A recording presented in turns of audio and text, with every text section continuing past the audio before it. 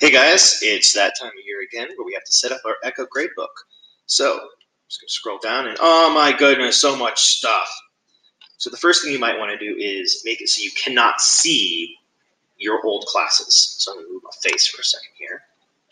If you click on this button here, Manage Courses, View Delete Courses, it might just say View Courses, and then you'll see this list. Let it load. And you just check the hide box on all of the classes from last year. Doesn't delete them, just makes them invisible. For this year, for instance, I don't really need a class for my prep period, so I'm going to go ahead and hide that too. All right, close. And then it'll think.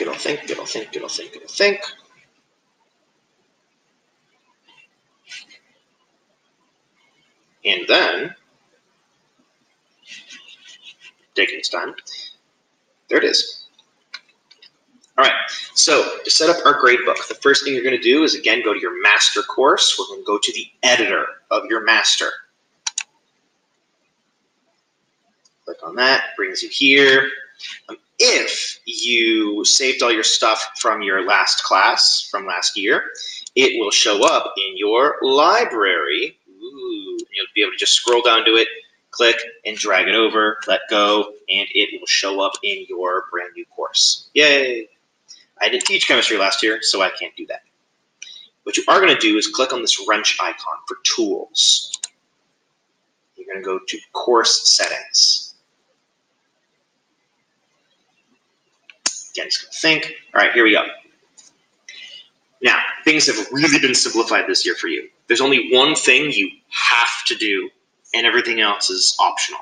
The only thing you have to do, school year 2018-2019. That's the only thing you absolutely have to do. Everything else is if you want to.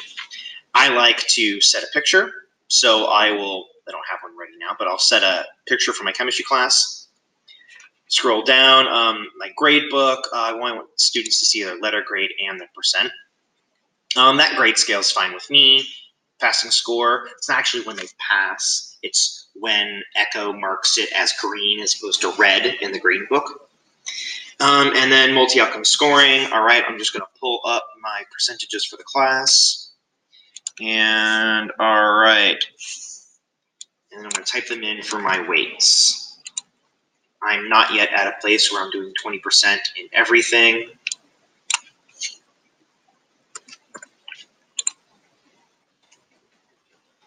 I'll just type in what my PLC and I have decided we're going to do this year.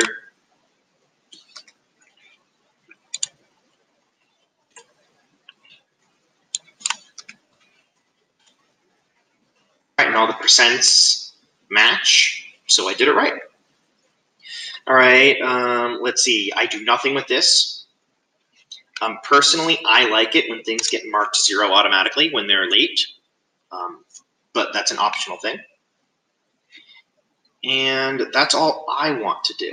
Now, if I wanted to make my own grade scale, I could do that here, but it's not necessary. All right, now we hit save.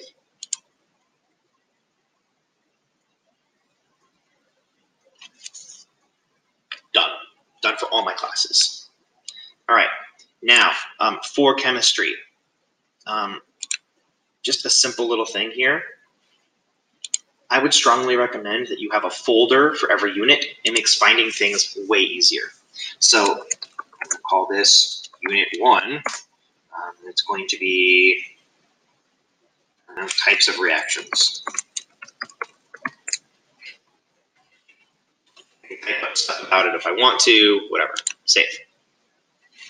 And now I'm going to put all my activities for Unit 1 into Unit 1, and that way, when we're done with Unit 1, students can just close that folder and they can just move on.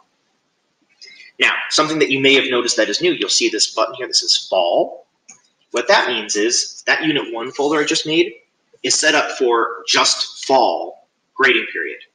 So all the grades associated with it will only affect their grade for the fall semester. Come spring semester, that will change automatically to spring, and then I'll load in all my stuff for spring semester and do all my stuff for spring semester.